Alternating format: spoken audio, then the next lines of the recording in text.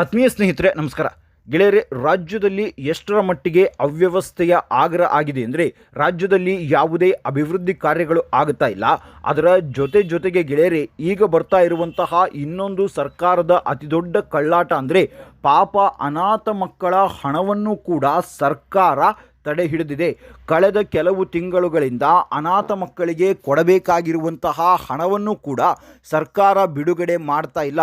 ಆರ್ಥಿಕ ಇಲಾಖೆ ಅದಕ್ಕೆ ಅನುಮೋದನೆ ಕೊಟ್ಟಿಲ್ಲ ಅನ್ನುವಂತಹ ಸುದ್ದಿಗಳು ಈಗ ಬರ್ತಾ ಇದೆ. ಹಾಗಾದರೆ ಏನಿದು ಅನಾಥ ಮಕ್ಕಳ ಹಣದಲ್ಲಿ ಸರ್ಕಾರ ಆಡ್ತಾ ಇರುವಂತಹ ಕಳ್ಳಾಟ ಅನ್ನೋದರ ಬಗ್ಗೆ ಒಂದಷ್ಟು ಮಾಹಿತಿಯನ್ನು ಈ ವಿಡಿಯೋದಲ್ಲಿ ನಿಮಗೆ ಕೊಡ್ತಾ ಹೋಗ್ತೀನಿ. ಗೆಳೆಯರೆ, ರಾಜ್ಯದಲ್ಲಿ ಎಂತಹ ಸರ್ಕಾರ ಇದೆ ಅಂದರೆ ಒಂದು ಕಡೆಯಿಂದ ಮಂತ್ರಿಗಳು ಮತ್ತು ಶಾಸಕರು ಈಗ ಫಾರಿನ್ ಟೂರ್ ಮಾಡ್ತಾ ಇದ್ದಾರೆ. ತಮ್ಮ ಅಧಿಕಾರವನ್ನು ಉಳಿಸಿಕೊಳ್ಳೋದಕ್ಕೋಸ್ಕರ ಅಥವಾ ತಮಗೆ ಯಾರು ಸಪೋರ್ಟ್ ಮಾಡ್ತಾರೋ ಅಥವಾ ತಮ್ಮ ನಾಯಕ ಯಾರಿದ್ದಾರೋ ಅವರ ಅಧಿಕಾರವನ್ನು ಉಳಿಸಿಕೊಳ್ಳೋದಕ್ಕೋಸ್ಕರ ಫಾರಿನ್ ಟೂರ್ ಮಾಡ್ತಾ ಇದ್ದಾರೆ. ಅದು ಇವರೇ ಸ್ವಂತ ದುಡ್ಡಿನಲ್ಲಿ ಮಾಡ್ತಾ ಇದ್ದಾರೋ ಅಥವಾ ಸರ್ಕಾರದ ದುಡ್ಡಿನಲ್ಲಿ ಮಾಡ್ತಾ ಇದ್ದಾರೋ, ಜನರ ತೆರಿಗೆ ಹಣದಲ್ಲಿ ಮಾಡ್ತಾ ಇದ್ದಾರೋ ಗೊತ್ತಿಲ್ಲ. ಒಟ್ಟಾರೆಯಾಗಿ ಈಗ 11 ಜನ ಶಾಸಕರು ಫಾರಿನ್ಗೆ ಹಾರಿದ್ದಾರೆ. ಇದರ ನಡುವೆ ಈಗ ಸರ್ಕಾರದ ಅತಿದೊಡ್ಡ ಕಳ್ಳಾಟ ಬಟಾ ಬಯಲಾಗಿದೆ. ಏನೋ ಅದು ಕಳ್ಳಾಟ ಅಂತ ಆನಂತರ ಹೇಳ್ತೀನಿ. ಈಗ ಸಾರಿಗೆ ಇಲಾಖೆಯ ನೌಕರರು ಮುಷ್ಕರವನ್ನು ಮಾಡ್ತಾ ಇದ್ದಾರೆ. ಇವತ್ತು ಬೆಂಗಳೂರು ಚಲೋ ಅಭಿಯಾನವನ್ನು ಹಮ್ಮಿಕೊಂಡಿದ್ದಾರೆ. ಕಳೆದ 38 ತಿಂಗಳುಗಳಿಂದ ಅವರಿಗೆ ಬಾಕಿ ಹಣ ಅಂದರೆ ಹಿಂಬಾಕಿ ಹಣವನ್ನು ಕೊಟ್ಟಿಲ್ಲ, ಅರಿಯರ್ಸ್ ಕೊಟ್ಟಿಲ್ಲ.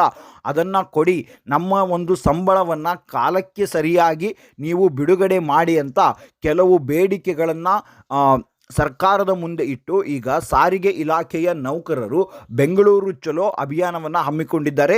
ಅಲ್ಲಿ ಅವರು ಸರ್ಕಾರದ ಮುಂದೆ ಬೇಡಿಕೆಗಳನ್ನು ಇಡ್ತಾರೆ. ಒಂದು ವೇಳೆ ಸರ್ಕಾರ ಬೇಡಿಕೆಗಳನ್ನು ಈಡೇರಿಸದೇ ಇದ್ದರೆ ರಾಜ್ಯದಲ್ಲಿ ಸಾರಿಗೆ ವ್ಯವಸ್ಥೆ ಅಸ್ತವ್ಯಸ್ತ ಆಗತ್ತೆ. ಸಾರಿಗೆಯನ್ನು ಬಂದ್ ಮಾಡೋದಕ್ಕೂ ಕೂಡ ಈಗ ನೌಕರರು ರೆಡಿಯಾಗಿದ್ದಾರೆ. ಅವ್ರ ಮೇಲೆ ನೀವು ಎಸ್ಮಾ ಕಾನೂನು ಜಾರಿ ಮಾಡಿ ಏನೇ ಮಾಡಿದ್ರೂ ಕೂಡ ನಾವು ಈ ಸರಿಯಂತೂ ರೆಡಿ ಆಗೋದಿಲ್ಲ, ಅಂದರೆ ನಾವು ನಮ್ಮ ಮುಷ್ಕರವನ್ನು ಹಿಂದುಗಡೆ ತೆಗೆದುಕೊಳ್ಳೋದಕ್ಕೆ ನಾವು ರೆಡಿ ಆಗೋದಿಲ್ಲ, ನಾವು ಬಂದ್ ಮಾಡಿಯೇ ಮಾಡ್ತೀವಿ ಅಂತ ಸಾರಿಗೆ ಇಲಾಖೆಯ ನೌಕರರಿದ್ದಾರೆ. ಹೌದು ಗೆಳೆಯರಿ, ಅವು ಈಗ ಒಂದಷ್ಟು ಜನ ಈಗ ಮಾತನಾಡ್ತಾರೆ, ಈ ರೀತಿಯಾಗಿ ಸಾರ್ವಜನಿಕರಿಗೆ ಸಾರಿಗೆ ಇಲಾಖೆಯ ನೌಕರರು ತೊಂದರೆ ಕೊಡ್ತಾ ಇದ್ದಾರೆ ಅಂತ. ಗೆಳೆಯರಿ, ಅವರು ಕೂಡ ಎಷ್ಟು ದಿನದಿಂದ ಸಹಿಸಿಕೊಳ್ಳಬೇಕು? ಈ ಸರ್ಕಾರ ಬಂದಾಗಿನಿಂದಲೂ ಕೂಡ ಒಂದೇ ₹1 ಅರಿಯರ್ಸ್ ಹಣ ಬಂದಿಲ್ಲ. ಆನಂತರ ಸರಿಯಾದ ಸಮಯಕ್ಕೆ ಅವರಿಗೆ ಸ್ಯಾಲ್ರಿ ಕೂಡ ಆಗ್ತಾ ಇಲ್ಲ. ಒಂದಷ್ಟು ಜನರಿಗೆ ಪೆನ್ಷನ್ ಕೂಡ ಆಗ್ತಾ ಇಲ್ಲ. ಅಷ್ಟರ ಮಟ್ಟಿಗೆ ಅಲ್ಲಿ ಅವ್ಯವಸ್ಥೆ ಆಗಿದೆ. ಆನಂತರ ಅಲ್ಲಿ ಡಿಪೋ ಮ್ಯಾನೇಜರ್ಗಳು ಅಥವಾ ಈ ಡಿಪೋ ಹೆಡ್ಗಳು ಇರ್ತಾರಲ್ಲ, ಅವರ ಸ್ಥಿತಿಯಂತೂ ಹೇಳ್ತಿರೋದು. ಯಾಕೆಂದರೆ ಬಸ್ಸಿಗೆ ಟೈರ್ ಹಾಕ್ಸೋಕ್ಕೂ ಕೂಡ ದುಡ್ಡು ಬಿಡುಗಡೆ ಮಾಡ್ತಾ ಇಲ್ಲ ಸರ್ಕಾರ. ಆನಂತರ ಆಯಿಲ್ ಚೇಂಜ್ ಇರುತ್ತೆ, ಬೇರೆ ಬೇರೆ ಕೆಲಸಗಳಿರುತ್ತೆ, ಮೇಂಟೆನೆನ್ಸ್ ಇರುತ್ತೆ, ಅದು ಯಾವುದಕ್ಕೂ ಕೂಡ ದುಡ್ಡನ್ನು ರಿಲೀಸ್ ಮಾಡ್ತಾ ಇಲ್ಲ. ಸೊ ಇಂತಹ ಒಂದು ಸರ್ಕಾರದಲ್ಲಿ ಅಥವಾ ಇಂತಹ ಒಂದು ಸ್ಥಿತಿಯಲ್ಲಿ ನೌಕರರು ಹೇಗೆ ತಾನೇ ಕೆಲಸ ಮಾಡೋದಕ್ಕಾಗತ್ತೆ? ಏನಾದರೂ ಹೆಚ್ಚು ಕಡಿಮೆ ಆಯಿತು ಅಂದರೆ ಅದು ಅವರ ತಲೆ ಮೇಲೆಯೇ ಬರುತ್ತೆ ಹೊರತು ಸರ್ಕಾರದ ತಲೆ ಮೇಲೆ ಬರೋದಿಲ್ಲ. ಇನ್ನು ಈ BJP ಈ ಹಿಂದೆ ಇದ್ದಂತಹ ಸರ್ಕಾರವೂ ಕೂಡ ಒಂದಷ್ಟು ಹಣವನ್ನು ಬಾಕಿ ಉಳಿಸ್ಕೊಂಡಿತ್ತು. ಆ ಬಾಕಿ ಹಣವೂ ಕೂಡ ಈ ಸರ್ಕಾರ ಕಟ್ಟಬೇಕು. ಏನು ಅಂದರೆ ಆ ಹಿಂದಿನ ಸರ್ಕಾರ ಉಳಿಸ್ಕೊಂಡಿದ್ದು ನಾವ್ಯಾಕೆ ಕಟ್ಟಬೇಕು ಅನ್ನುವಂತಹ ಬಂಡತನದ ಮಾತು ಇಲ್ಲಿ ಬರಬಾರದು. ಯಾಕೆಂದರೆ ಸರ್ಕಾರ ಅಂದರೆ ಸರ್ಕಾರ, ಅದು ಕರ್ನಾಟಕ ರಾಜ್ಯ ಸರ್ಕಾರವೇ ಆಗತ್ತೆ ಹೊರತು BJP ಸರ್ಕಾರ, ಕಾಂಗ್ರೆಸ್ ಸರ್ಕಾರ ಅಂತ ಆಗೋದಿಲ್ಲ. ಈ ಹಿಂದಿನ ಸರ್ಕಾರ ಏನೇ ಮಾಡಿದರೂ ಕೂಡ ಅದನ್ನು ಇಲ್ಲಿ ಮುಂದುವರಿಸ್ಕೊಂಡು ಹೋಗಬೇಕಾಗತ್ತೆ. ಆದರೆ ಈ ಸರ್ಕಾರ ಅದು ಯಾವುದನ್ನು ಕೂಡ ಮಾಡ್ತಾ ಇಲ್ಲ. ಹಾಗಾಗಿ ಈಗ ಸಾರಿಗೆ ಇಲಾಖೆ ನೌಕರರು ಮುಷ್ಕರವನ್ನು ಕೈಗೆತ್ತಿಕೊಳ್ತಾ ಇದ್ದಾರೆ. ಇನ್ನು ಮುಂದೆ ರಾಜ್ಯದಲ್ಲಿ ಸಾರಿಗೆ ಅಸ್ತವ್ಯಸ್ತ ಆಗುತ್ತೆ. ಇದು ಸಾರಿಗೆ ಇಲಾಖೆ ನೌಕರರ ವಿಚಾರ ಒಂದು ಕಡೆ ಆದರೆ, ಮತ್ತೊಂದು ವಿಚಾರ ಗೆಳೆಯರೆ ತೀರಾ ಅಂದರೆ ತೀರಾ ಅಸಹ್ಯ ಭರಿಸುವಂತಹ ವಿಚಾರ. ಎಂತಿಂಥ ಹಣಕ್ಕೂ ಕೂಡ ಸರ್ಕಾರ ಕೈ ಹಾಕ್ತಾ ಇದೆ. ಇವರಿಗೆ ನಾಚಿಕೆ ಮಾನ ಮರ್ಯಾದೆ ಏನೂ ಇಲ್ಲ ಅಂತ ಅನ್ಸೋದಕ್ಕೆ ಶುರುವಾಗುತ್ತೆ. ಯಾಕೆ ಅಂದರೆ ಸರ್ಕಾರ ಕೈ ಹಾಕಿರೋದು ಅನಾಥ ಮಕ್ಕಳ ಹಣಕ್ಕಾಗಿ. ಗೆಳೆಯರೆ, ಕರ್ನಾಟಕದಲ್ಲಿ ಒಟ್ಟು 26,300 ಅನಾಥ ಮಕ್ಕಳು ರಿಜಿಸ್ಟರ್ ಆಗಿದ್ದಾರೆ. ಅಂದರೆ ಈ ಕೋವಿಡ್ ಸಮಯದಲ್ಲಿ ತಂದೆ ತಾಯಿ ಇಬ್ಬರನ್ನು ಕಳೆದುಕೊಂಡು, ಅಥವಾ ಇನ್ಯಾವುದೋ ಅನಾಹುತದಲ್ಲಿ ತಂದೆ ತಾಯಿ ಇಬ್ಬರನ್ನು ಕಳೆದುಕೊಂಡು, ಅಥವಾ ತಂದೆ ತಾಯಿ ಇಲ್ಲದೆ ಬೆಳೆಯುತ್ತಿರುವಂತಹ ಮಕ್ಕಳಿಗೆ ಪ್ರತಿ ತಿಂಗಳು ₹4,000 ಹೋಗುತ್ತೆ.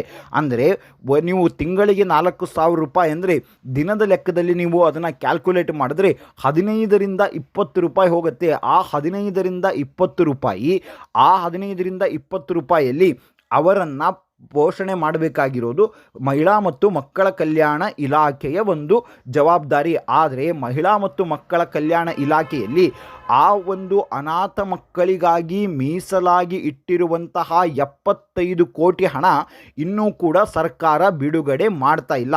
ಆ ಮಕ್ಕಳು ಉಪವಾಸದಿಂದ ಒದ್ದಾಡ್ತಾ ಇದ್ದಾರೆ. ಎಂತಹ ಲಜ್ಜೆಗೆಟ್ಟ ಸರ್ಕಾರ ಅಂತ ಈಗ ನನಗೆ ಅನಿಸ್ತಾ ಇದೆ. ಯಾಕೆಂದರೆ ಪಾಪ ಅನಾಥ ಮಕ್ಕಳು ಅವರು ಇದನ್ನೇ ನಂಬಿಕೊಂಡಿರ್ತಾರೆ. ಅವರಿಗೆ ಬೇರೆ ಯಾವುದೇ ಒಂದು ಉದ್ಯೋಗವೂ ಕೂಡ ಇರೋದಿಲ್ಲ. ಪಾಪ ಚಿಕ್ಕ ಪುಟ್ಟ ಮಕ್ಕಳು ಇರ್ತಾರೆ. ಅವರಿಗೆ ಸರ್ಕಾರದಿಂದ ಏನೋ ಒಂದು 3,000 4,000 ತಿಂಗಳು ಬರುತ್ತೆ. ಆ ದುಡ್ಡಿನಿಂದ ಅವ್ರಿಗೇನೋ ಒಂದು ಊಟ ಮಾಡ್ತಾರೆ ಅಥವಾ ಬಟ್ಟೆ ತೊಗೊಳ್ತಾರೆ, ಏನೋ ಒಂದು ಮಾಡ್ತಾರೆ. ತಿಂಗಳಿಗೆ 4,000 ರೂಪಾಯಿ ಕೊಡೋದು ಅಂತ ನಿರ್ಧಾರ ಆಗಿತ್ತು. ಆದರೆ ಆ ಹಣವನ್ನು ಕೂಡ ಸರ್ಕಾರ ಈಗ ತಡೆ ಹಿಡಿದಿದೆ. ಏನು ಹೇಳಬೇಕು ಇವರಿಗೆ ಅನ್ನೋದು ಅರ್ಥ ಆಗ್ತಾ ಇಲ್ಲ ಗೆಳೆಯರೆ. ಯಾಕೆಂದರೆ ಇಂತಹ ಸರ್ಕಾರವನ್ನು ಆರಿಸಿ ಕಳುಹಿಸಿದ್ದು ಕರ್ನಾಟಕದ ಜನತೆಗೆ ದೊಡ್ಡ ನಮಸ್ಕಾರ ಅಂತ ಹೇಳೋದೊಂದೇ ಬಾಕಿ ಇದೆ. ಯಾಕೆಂದರೆ ಅನಾಥ ಮಕ್ಕಳ ಹಣನೂ ಕೂಡ ಇವರು ಬಿಡೋದಿಲ್ವಲ್ರಿ. ಅದು ಬಿಡಿ, ಅನಾಥ ಮಕ್ಕಳ ಹಣನೂ ಕೂಡ ಇವರು ಅಂದರೆ ಎಲ್ಲೆಲ್ಲಿ ಇವರು ತಡೆ ಹಿಡಿಬೋದಲ್ಲ ಎಲ್ಲದಕ್ಕೂ ಕೂಡ ಕನ್ನ ಹಾಕ್ತಾ ಇದ್ದಾರೆ. ಈ ದೊಡ್ಡ ದೊಡ್ಡ ಇಲಾಖೆಗಳಲ್ಲಿ ಅಥವಾ ಈ ಗೃಹಲಕ್ಷ್ಮಿ ಹಣ ಅದು ಇದು ತಡೆ ಹಿಡಿದ್ರೆ ಅಂತಹದ್ದು ಏನೋ ಒಂದು ದೊಡ್ಡ ತೊಂದರೆ ಆಗುತ್ತೆ ಅಥವಾ ಅವರಿಗೆ ಬದುಕೇ ಇಲ್ಲ ಅನ್ನುವ ರೀತಿಯಲ್ಲಿ ಆಗೋದಿಲ್ಲ. ಆದರೆ ಈ ಅನಾಥ ಮಕ್ಕಳ ಹಣ ತಡೆ ಹಿಡಿದಿದ್ದಾರಲ್ಲ, ಇವ್ರಿಗೆ ಏನು ಹೇಳಬೇಕೋ ಗೊತ್ತಾಗ್ತಾ ಇಲ್ಲ. ಇನ್ನು ಗೃಹಲಕ್ಷ್ಮಿ ಹಣದ ವಿಚಾರಕ್ಕೂ ಕೂಡ ಬರ್ತೀನಿ ಗೆಳೆಯರೆ. ಗೃಹಲಕ್ಷ್ಮಿ ಹಣದಲ್ಲಿ ಒಟ್ಟಾರೆಯಾಗಿ 12,000 ಕೋಟಿ ಹಣ ಬಾಕಿ ಉಳಿಸ್ಕೊಂಡಿದ್ದಾರೆ.